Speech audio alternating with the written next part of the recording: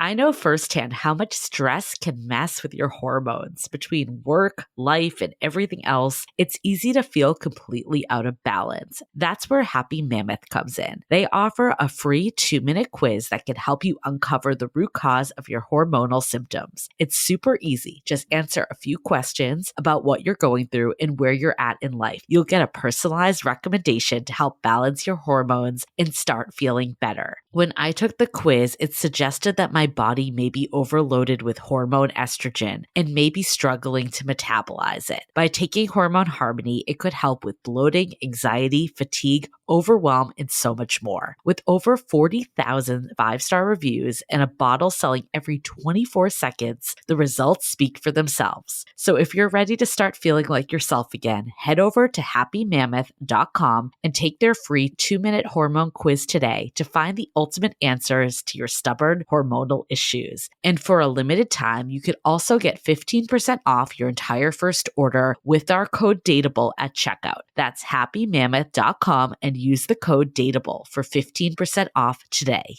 Are you too busy to pick out the perfect outfit every day? I get it. It's tough to juggle work, life, and still find the time to focus on fashion. That's where Armoire comes in. With a clothing rental membership, you can effortlessly turn heads with stylish, everyday looks tailored just for you. With all of our book events and photo ops recently, I've rented all my outfits from Armoire. It's been so fun and so great to not have to buy a whole new wardrobe, but also be on trend and even experiment with some different styles. All I did was take a quick 5-minute style quiz, build a personalized closet, and wait for high-quality, unique pieces delivered to my door in as little as 2 days. Oh, and did I mention that Armoire is women-founded and women-led? Right now, our listeners can give Armoire a try and get up to 50% off their first month. That's up to $125 off. Just visit armoire.style/dateable. That's Armoire, spelled ARMOIRE.style/DATEABLE to get up to 50% off your first month and never worry about what to wear again. Try Armoire today.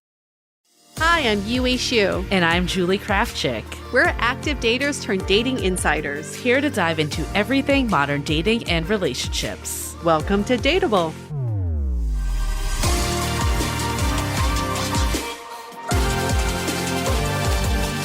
Hello, everyone. Welcome to another episode of Brunch Talk. We're back. And we just saw each other because I was just in San Francisco for another round of book events. It's never ending, y'all. People ask like, oh, I got to make it to your book events before they, end. I'm like, they're not going to end. It's forever. Our book is forever. True. But this is like our last leg, at least that's booked right now in San Francisco. It's not going to be like our last leg forever, but I feel like we had a lot of these like pre-booked and we'll probably go to other places. So it might be like a couple months till we're back in San Francisco. So mark your calendars. We had a great couple of events. We had one at the Battery, which is an invite-only social club. And then we had one at the ground floor, which is a co-working / social club space. Very different audiences, very different vibes, but both really awesome discussions. Yeah, we had a really great time at the Battery. We had Talia Kored, who is the host of Dating Intentionally. She also has a fantastic Instagram account. I feel like she really hits on all the topics of modern dating. So she was our wonderful moderator. We talked about the state of modern dating. And I just love the conversation so much and how I think what sat with me is a couple things. Like one, people came up to us at the end and they're just like, that was such a different perspective. That's different. Like they're like, sometimes when I go to this dating event, actually I'm mixing up the 2 days. I'll save that one. So that was one, a different perspective. And then a friend of mine, actually, she's like, I just feel like so confident after listening to this. Like I'm ready to take on the world. And she's like, maybe I even have overconfidence now. But we're like, that is what we want you to feel after this. Like you got it. And like you are dateable and you can make things happen for you. It's also nice for everyone to hear that they're not alone. Yeah. Because it felt like everybody was in the same boat of being burnt out, same boat of being like, do I even want to do this? And to see other people saying, yes, I'm burnt out, but yes, I also want this was also motivating. I thought that we got really interesting questions at both events. Mhm. At the Battery, a standout question was about relationship to alcohol. Oh, yeah. We've never gotten one like that before. This is the best part of Q&A. You just never know what questions will be asked. And I was really happy that this person asked about relationship to alcohol on dates. How do you kind of manage, getting over your nerves and anxiety Yeah. on dates? It was a fantastic question. I think we need to do a whole episode devoted to that topic Mm. because we could go real deep on that. But I'm glad that also came up because I think it's a very real thing in dating. And like we were both listening to this podcast recently on the Diary of a CEO, and the guest was like, I think the problem is people aren't drinking enough. Like the social lubrication isn't there. I mean, it seems like an outlandish comment, but I also see that perspective. But then on the other side, we've talked about this, that sometimes you think that the chemistry is there and you think this person's incredible because your mind is altered. And that's not necessarily realistic either. Yeah. We'll give Scott Galloway the credit for saying that because I feel like he has such a strong POV on things that he wants credit for saying. That's true. I think people need to drink more alcohol. It is a strong POV. When he said that, I was like, oh, wow. We'll just give him credit. And I think when we had this discussion, because I've been talking about this with a few friends recently, because quite a few friends have given up alcohol recently, including, I'm like, I haven't given up alcohol, but I don't think I've had a sip of alcohol in months. And I don't want any, I don't crave it. But I think the relationship to alcohol is the most profound piece because my friends and I were like, okay, do we drink alcohol to celebrate or to acknowledge something, an event, or do we drink alcohol to hide or to suppress? And that's where the relationship part of it comes in. And for me to, before I reach for that glass of wine, to really ask myself, what am I drinking for? Yeah. We got some really great questions too at our other event. Like you said, they were very different. Mm-hmm. And the statement that stuck with me that I was convoluting into the first one is one girl at the end came up and was just like, I usually feel like dating events tell me everything I'm doing wrong, but this one left me feeling like empowered. And we're like, yes, that's great. That's what we want you to feel. There are no scripts. There are no rules. Like you don't have to do anything. Oh, that's awesome. That's great to hear. Yeah. You don't want to go to an event and be like, oh my God, I'm fucking it all up. Right. I'm doing my it all to-do wrong. list has quadrupled of what I need to be doing to have my third job of dating. Yeah. No, I'm glad that's really validating. That's really good feedback. We did at that event at the ground floor, we bring volunteers up to talk about what are some dating challenges they're going through. And one guy came up and I think it was like half joking, half not. Basically, like dating is so expensive and you never know what you're going to get. But why don't I just get an AI girlfriend? She'll be entertaining and she'll do all the things I want to do. And I don't need to spend money on her. And I get it. Like I get where he's going with that. And I think some people were entertained by that comment. But it also made me think if this were a Black Mirror episode where you're in this dystopian future and everybody has an AI partner who says and does everything they want them to do, would you be bored? Would that just be like the most boring relationship ever? It could be like fun for like a week. Because you're like, oh, someone just will do whatever I want to do. But I agree. I think eventually I could see that episode unfolding of just, the person's just like, wait, I have like a carbon copy of myself? That's not interesting. I also think like, okay, yes, you could be like, in theory, I don't want someone to challenge me or to reject me or to like oppose me in any way. But I think, again, that would be boring, but also not like push you to be a better person either. Yes. Like it would just keep you stuck in where you are. And I think where this convo was coming more than like he actually wanted it was frustration, right? Of dating. I think friction is necessary in all relationships because I think that's what pushes us to grow. Yeah. I'm not talking about blowout fights, but just having differences and differing opinions. And if I had an AI boyfriend who was a yes man and said everything that I wanted to hear, then I don't know if I would really respect that because then it's not anything that's different than what I already know. Then I just feel like, oh, I know everything. I was going to say, I feel like you had that AI boyfriend at one point. I did. Not an actual AI, but he was kind of the yes man and you got real bored fast. And I was like, do you have your own opinions? do you have your own palate where you know what you want to eat? I'm doing whatever Yue is doing. Yeah, That would be your AI boyfriend. Oh, yeah. Well, okay, you're right. I already had a pilot of my You an AI learned boyfriend. it wasn't for you Nope, firsthand. not for me. I think though where this came from, I mean, it was a very entertaining question. I think the whole room kind of just got into it. But like there was the scenario was that this guy had taken a girl on like a super expensive dinner date. Yeah. And it was like someone he like had just met at an event like quickly before. And I think the audience was like, wait, like why not go to like a park or Coffee. like coffee or a drink or anything? And his take was like, oh, I didn't think women wanted to be like taken into a park or something. And we're like, yeah, like into a deep forest where like you're like away from Not an alleyway. civilization. Yeah, no one wants that. But like a lot of cities, including San Francisco, where we are, actually San Francisco is known for this, have incredible parks where you can go and have some wine or just have a little picnic and it could be a really nice date. So I think it was a good reminder to like stretch what a date could be a bit. I think the pandemic forced us to do this. And I hope that we can kind of get back to a place of like, what can I actually do that aligns with like myself and my budget and, you know, where I want to go and not feel like I have to do these things that make dating out of reach. I also want to know, where did he hear this? Who did he hear this from? That women don't want to be taken on these like park dates or coffee dates. Yeah. Because I will tell you, I do have girlfriends who are like, I will not go on a date unless if it's dinner. Great. If that's how they feel, great. But then the person who does want to go on a park date, they just don't need to match. You don't need to go on a date with each other.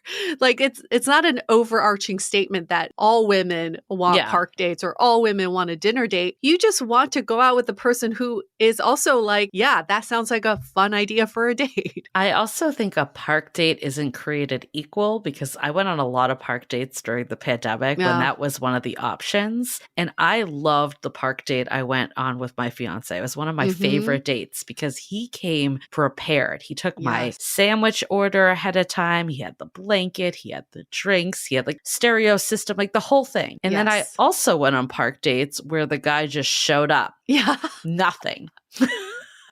Very different levels of effort that were put into the exact same date. Your date with your fiance, that was not a first date though. No. Right? Yes. So like a first date, I think you can just meet up at the park to chat. It did feel a little low effort. I'm not going to lie. But yeah, like, to each their own. Take a drink order. Like I'll bring some, I don't know, mixed drink, or, you know, I'll bring a milkshake. A blanket. I would have appreciated if someone just brought a blanket. Okay, it can't be low effort, but like, yeah, I agree with you. It doesn't need to be a little bit of effort. Yes. Pull out the stops. It like just needs to feel like a date. Like I think going for a walk where you're like going around your neighborhood where someone just like rolls out their front door versus like, let's take a walk to my, I don't know, to this beach or like this favorite place of the city. Like that feels like a destination more. I don't know. It's a difference.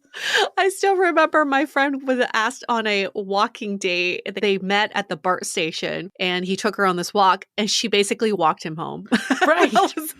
That is very different. So, yeah. Note to those kind of dates. But this comment also, to me, signaled this entitlement. Yeah. Like, well, I paid this money and I spent this time and I still couldn't get a girlfriend. Like, why didn't I get my girlfriend after spending all this effort? Right. I mean, I feel like personally, I would almost be like uncomfortable being taken out to like a $600 dinner with someone I had just met and barely even interacted with. I would much rather go for something lower stakes and then go on that date in like a month once there's like a bond that's been established. Or even a third date, like crank it up a notch. Yeah. Oh, lots of opinions. You saw people nodding. I saw people rolling their eyes. That one. I don't think nodding, but I think people thought it was entertaining. We had some other people up there sharing their scenarios that were very relatable as well, of just overthinking, underdoing. And I think that's like in line with one of the things that we wanted to discuss today here too, is like it was on, again, that Diary of a CEO podcast that we referenced earlier. And Logan Ury, who works at Hinge, she's like the director of relational science there. She said the most common question they see is how to ask someone on a date, which kind of blew my mind that was the most common question. Logan's also been a past guest on our show, and We've actually known Logan and followed her work for a long time. And I was also surprised at this question because it feels like the beginning of dating, like when you just start dating, that's a question you would have. But I also see all of the signs pointing to younger generations having a little bit of this fear of rejection. So this fear of approaching people and asking people out is one aspect. But my friend's kid is 14. Okay. She's like, when I was 14, I couldn't wait to get out of the house and meet people and like hang out with my friends. Her 14-year-old can't even ask the waitress if they can be seated yet. Like that's how much of an effort, that social effort is not being put out there. So now I understand where this question comes from. It's interesting, though, because Hinge actually did a report about it, and they uncovered that over half, 56% of Gen Z Hinge daters said that worrying about rejection has stopped them from pursuing a potential relationship. I feel like, first of all, like that makes sense, putting that out there. But I also wonder if it's like a Gen Z specific thing or just in general, people are fearful of rejection, as they should be. And also, 56 actually doesn't seem that bad, but that's another story. Yeah, it's only half. I was like, I feel like if it was like 80%, I would actually believe the stat, because I think fundamentally rejection is terrifying to most of us, regardless our age. I do think the older you get, or maybe the longer you've been dating, you start to like kind of get over it. I know like before I met my fiance, I kind of had that like, I don't give a fuck attitude that I maybe didn't have in the past because I was rejection conscious. I guess where I kind of want to dig a little deeper into that stat is the fact that they have a definition of what rejection is already 10 steps ahead of where I was. I think in junior high school, I didn't know what rejection was. I was so ballsy during that time. I asked boys out all the time. I asked them to school dances. They would say no. And I'd be like, great, on to the next. I guess I really didn't put exactly. We were a little bit more ignorant. And it wasn't so public. If a boy said no to me, only I knew he said no and not the entire school or entire social media. I want to dive into this even more, but before we do, let's take a quick break to hear from our partners. April is Earth Month. If there is one thing I've learned, it's that quality is sustainability. Think about it. When you invest in well-made, durable products, you're not just buying something that lasts longer. You're keeping waste out of landfills and reducing the need for constant replacements. That's exactly why I love Avocado Green Mattress. Avocado mattresses are crafted with the highest quality certified organic materials and expert craftsmanship. They're also climate neutral certified, meaning every purchase helps reduce carbon emissions and supports a healthier planet. Avocado mattresses offer easy financing options with Affirm, sleep trials up to 1 year, and generous warranties for your peace of mind. The best part is that you can try before you buy. You can visit one of their retail stores or premier retail partners to experience the comfort firsthand. Head to avocadomattress.com today and save up to 10% on certified organic mattresses. Dream of better for you and the planet. I did think what you found, and I'll let you talk about it, about driver's license in Gen Z was really interesting because I do think that was a shift from our generations. Like I think some of rejection could just be coming of age, but I think like what you were mentioning with, not knowing how to like approach in a restaurant or like things that are like outside of dating too, does maybe signal that there is something larger going on. Yeah. I mean, the fact that less and less younger generations are getting their driver's license, they're actually delaying it. I'll pull up the stats in a little bit, but that shows to me that, this is a generation that wants to live in a cocoon of safety. And by stepping out of that cocoon, there are so many risks and dangers. They rather not participate in that. I was 14 when I was like, I cannot wait to get my permit so that I can drive my friends around. I can go get ice cream on my own. I was 14. I still had to wait a whole year. But now, like I see the opposite. Just anecdotally with my friends' kids, they're like, oh, I don't need to get my license. I don't want to get my license at all. Although for me, I definitely was not one of those people that was like clawing to get my license. And I still don't drive. So maybe there's a correlation. I'm sure there is. Do you think it was cultural? Like your high school just had people who didn't? No, it was definitely like my family. And I also Oh. didn't get a car too, so I didn't practice enough, so I was just nervous. But it was more Oh. of that it was coming from. But every other child at the school was going crazy with their license. So I was definitely an anomaly. Oh, so the stat is 18-year-olds with driver's license dropped from 80% to 60%. Only 1 in 25 licensed drivers in the US is 19 or younger, a decline from 2 decades prior. This is all data from the Department of Transportation. And of course, on one hand, yes, we have more options for transportation Yeah. now. There's Ubers, Lyfts, Waymos, whatever you need. But then the other, in the same study, the kids did cite anxiety and potential dangers of driving as another reason for not getting their license. Well, it is the anxious generation. There is a lot on that too. Okay, but we Yeah. don't want the generation to never ask someone on a date.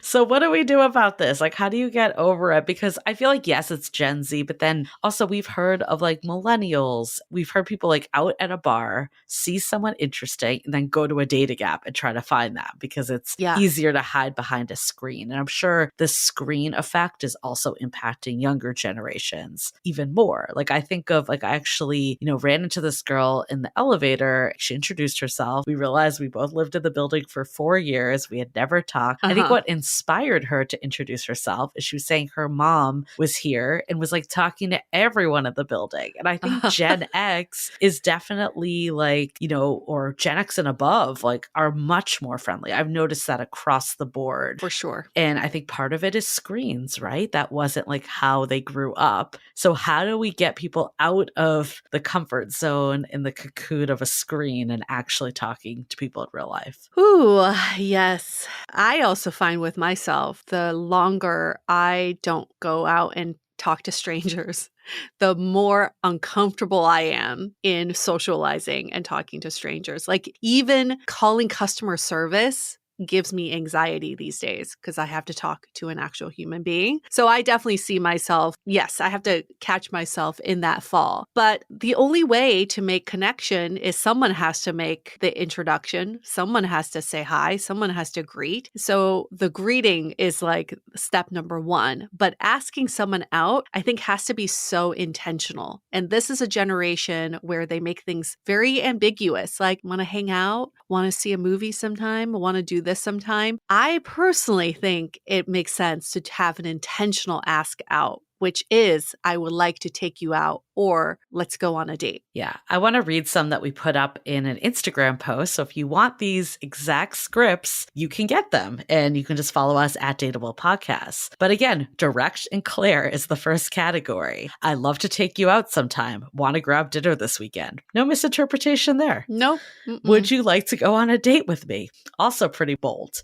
Okay, more playful and casual. And again, this is, you pick what works for you. And it could be different with different situations. So when are we getting drinks together? I think we'd have fun on a date. Want to test that theory?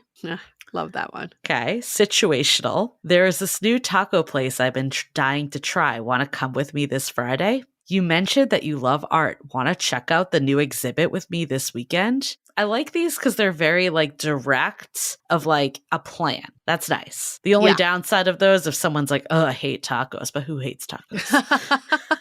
But at least it opens up the conversation for them to say they hate tacos. True. It doesn't mean they don't want to go out with you. And then another low pressure one is, hey, I really enjoyed talking to you. Want to continue this over a drink sometime. I used to love this even on dating apps because I feel it's a nice transition of I don't want to be typing my life story to you. Let's just meet up. And then another one, I think this could be really good if you've met someone in a group setting. I'd be down to get to know you more one-on-one. Would you want to meet up sometime? More low pressure, especially if you want to kind of get them out of that group environment and see if it could be a date. I don't know if I would they might not know it's a date fully from that, but it could be that transitional step. Yeah, it gives them a reason to pause and think, we're going to spend some one-on-one time together. One-on-one is a key indicator. Key.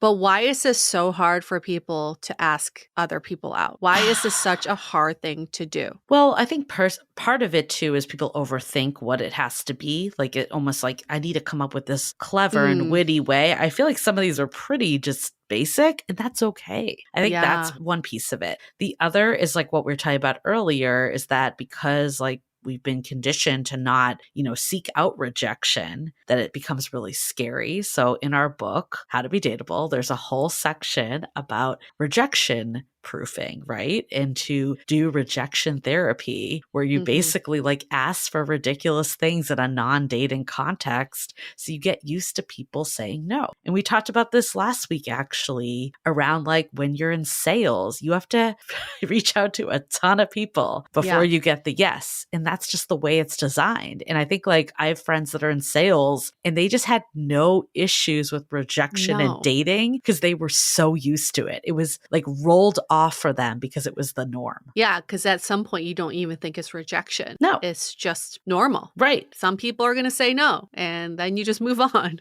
Those are the people that took swings, though, in their love lives. Like, I don't know, there's always a correlation, I feel like, between people in sales, that they're very social and outgoing, and I'll have a lot of dates, all that. It's not everyone, but there is a correlation. Yeah, I think salespeople clean up on dating apps because they know how to ask. Yeah. Right? Their ask is very strategic and it leaves no room for interpretation. I think that's why these asks are important to think about. You want to ask with conviction and you want to ask with clarity. And I think some of the worst ways that I've been asked out were very ambiguous, just insecure ways of asking. So then it puts me in a very insecure position of like, should I interpret this as a date? Should I interpret this as something more than friendship?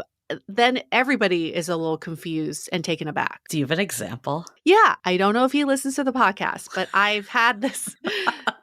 There's been someone in the orbit for a really fucking long time, like probably 20 years. Wow. And I hear through, because we have mutual friends, I hear through mutual friends that he is interested and he wants to pursue something. But he has never once asked me out. But every time it's in some passive way. Like, oh, I see that you're at this restaurant. I would have taken you there. Oh, right? Okay. That kind of thing. Or, oh, I see you're on vacation alone. I would have accompanied you. What do you do with that? Yeah. I don't respond. I don't respond anymore. There's nothing I can say. In the beginning, I used to be nice and actually say something in response, like, oh, I didn't know you like this restaurant. But now I'm like, what's the point, bro? Like, it's been 20 years. Where are we going with this? So, okay, I have a question for you. I mean, clearly you're in a relationship now, so it doesn't apply. But like when you were single, you knew from friends that he was into you. Was it that you just weren't that into him? Was it that it was a turnoff that he would ask this way? Or were you like waiting for him to like step it up? I think both. One is I've grown less and less open to the idea of him because of this passiveness. And I was open at some point to see like if he were to ask where things could go. I wasn't completely closed off to the idea in the beginning, but now it's a completely like hell no. Yeah. Okay. Interesting. What about you? The worst ask out? Yeah. I think I don't have one that comes to mind. And that's probably because it was something that was like not fully, okay, I take that back. I think it was on dating apps when it just felt like it was like a never ending black hole. And there was never, like, I would put the hint out there of, we should talk in person or whatever. Eventually I just didn't care. And I was like, I'm just going to like suggest, meeting up and see where they go and take it. But I think for a while I was still trying to play a little coy and all that if they weren't making the move. And when you're like throwing it out, they're clearly still interested because they're like having convos, they're texting you, like we would take it past the app, but then they just never moved it forward. So like I remember there was this one guy, like when I was dating the time before last, like the last time I was really dating, like we were talking on text like every day, and he was like super flirty, super, wanting to make things happen, but just like didn't make them happen. It was always like some excuse, I'm too busy, but then it would be like kind of like alluding to it. And I'm just like, eventually I'm just like, this guy's wasting my time. Again, back to the ambiguity and then just letting things linger. Oh, yeah. I hate that feeling because you're like, just ask, like, just do the thing. But then in those situations, why would you not just ask? I think because they give enough. Like they'd be Mm. like, oh, we should do something sometime or something vague, but then they would never lock in the plan. Eventually, and this is probably where I hit my wall, like I'd be like, I'm available Tuesday or Wednesday. And then you would just get like an ambiguous answer back. And to me, that was like, okay, I've now put it out there. I had a few of these people that just will repeatedly text and like make it seem like a plan is coming, but it just never comes. So why do you think people do that? Because I think this is very common. Validation, attention. Right? Is it? I have to believe Yeah. it is, because like why else are they wasting their time like having a text relationship pen pal? Doesn't make sense. I'm sure you've all experienced this. The almost ask out. Yeah. Why even put out the idea of like, oh, are you available Tuesday, and not follow through? No, Blows my the mind. worst. Okay, let's move to best, because this is much more fruitful. But before, let's take a minute to hear from our sponsors. I mean, if I was to think about the best, there's like a funny story, then the real story. The funny story is when I was doing karaoke to Coolio Gangster's Paradise. Oh, I remember and this. a guy at the end came up and was like, I must take you on a date. Whoa. I didn't know my... You're the girl of my dreams. Rapping and singing was so good. That was like a funny, entertaining one. But I did appreciate, someone like you caught someone's attention and they made it happen. It did feel nice. I think though other people too that have just been like direct with a plan. Yeah. And it doesn't have to be like a fully baked out $600 dinner plan, but like something that is, are you free this week? Would X date or this date work? I'd love to like go to this type of place, like generally, right? And like throw it out there, whether it's a bar, or I always love to when people would say like, let me find a place that's like near your house or in between our houses, something that like kind of took into the convenience of me not having to like go to them and, basically be on your date that you talked about with your friend that I'm like walking them home from BART. The productive walk date. It's efficient, at least. I feel the same about the best ask outs I've had. They're just so definitive and there's so much follow through. The ones I can think of are like, I'd love to take you out next Tuesday. Are you free? Or there was one, just meeting up with friends and it was like in a group situation and he came over after, was like, I would really like to see you on a one-on-one basis. Yeah. Are you free sometime next week so I can get to know you better? That's great. Now I know. And then other favorites are just, I really like the line, I would love to see you, or I would love to take you out. Because if I feel desired, I feel respected, and I feel special. Like you're asking me out specifically. Yeah. I would love to, right? So yeah, those all work across the board. I love that. And then like the ones we read off earlier, so you all have so many go-to lines now, but none of them are just like that, like you don't have to overanalyze what you say. They're pretty simple and straightforward and to the point. Yeah, it can be really simple, but I get it's scary because, Julie, you and I can say this and be like, just do it. But how many times have you asked someone out? Let's be honest. I feel like on dating apps, by the end, I was asking people out. I don't know. I think there is some heterodynamics still that play in, but I think what I started doing was being at least more bold if I wasn't asking out like a specific plan on a date, like really alluding that I had fun and would love to see them again, stuff like that. Yeah, but you're not like, I would love to take you out. No, but it's still putting yourself out there because like they could nod and smile and be polite and just never call you again, or they could be like, make that. It's true. But to be fair, men do more of the asking out and not so much apparently nobody does the asking out these days. So we get the onus is in these hetero dynamics on the man, but women, we can start doing the ask out, like a full on ask out, right? We can. I also do feel like when you give a little, that does give permission. And I think in today's environment, that goes a long way. Like I was definitely pretty blunt by the end of just like making it clear I like intended and would be down to meet up with this person. So when they actually asked, it was like they weren't going to get rejected. So I think you can do that as a woman. Yes. I met a girl who said she went on a asking out spree for 2 Love it. weeks. She just wants to see what the response would be. And of course, she had like 100% hit rate. Like all the guys were like, yes, yes, yes. She said the dynamic on the date was weird because the guys didn't know how they were supposed to behave because they were the ones being taken out. Yeah, that's interesting. Yeah. She's like, I did it, but it was still a little confusing. It's still wild to me because in 2025, I feel like, yeah, it shouldn't matter, but there are these gender roles that have been ingrained so deep. That's why I'm still like a firm believer of like giving that inch and then they go the mile. Yeah. Should we take a listener question? Yeah, let's do it. I'm single, live in the SF Bay Area. Do either of you ladies have any single female friends that live here in the SF Bay Area that want to date? Thank you. So we're not a matchmaking service.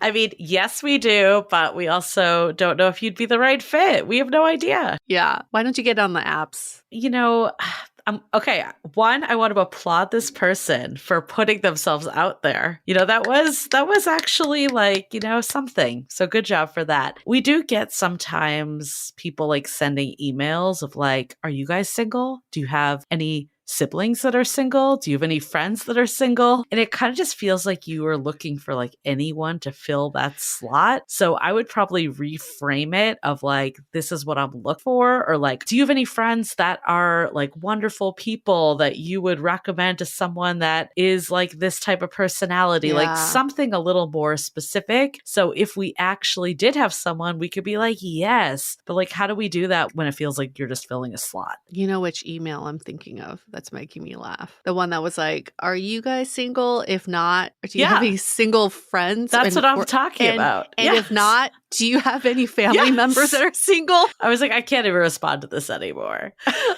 Are any of your cousins single? I also still even think it's weird when someone would like hit us both up and be like, are either of you single? I'll take either of you. Either. Like, like I would much rather someone be like, oh, Yue's personality, or like there's something about Yue that draws me to her, than like, I'll go for anyone. You know? I get it. I think it's good to expand your network, and it's also good to tap your friends to see if they have any single friends in mind for you, because you never know. And if you get people in that space, they'll think more intentionally about it. Yeah. But just putting out this wide net of like, you know, anybody single, that's not enough of a qualifier. I do agree, though. I like this idea of using your network because they know you, and you could even say like, I trust you because you know me so well that you might actually know who could be a good match for me. It's hard for us that don't know you, right? Yeah. We really don't know you. But again, I appreciate taking steps, maybe just a little more targeted. That's a good question, though. It's a good question. I think eventually we'll get to a live show where we just auction off live. Oh my people. God. Auction off. Oh, he also says my network. Oh, no. Another viewer says my friends don't have any single friends. My network is brutal. This is why you got to expand your network. Yes. Don't just go with your own friends. Expand. Go play pickleball. It is the best way to expand your network right now. No, I'm going to hard no that.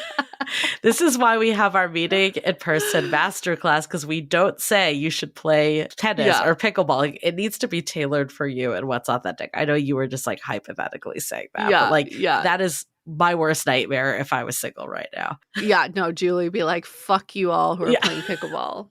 But I agree that you need to expand your network. And I think a lot of times we go somewhere and we're like, oh, there's no one single here, but you don't know who the people know. So go to places that intrigue you, that you enjoy being. Again, in our Meeting People in Real Life masterclass, we'll link it below for anyone interested. We do help you kind of build that framework of like the intersection of what you enjoy, but there's actually eligible people that you could meet. Yes.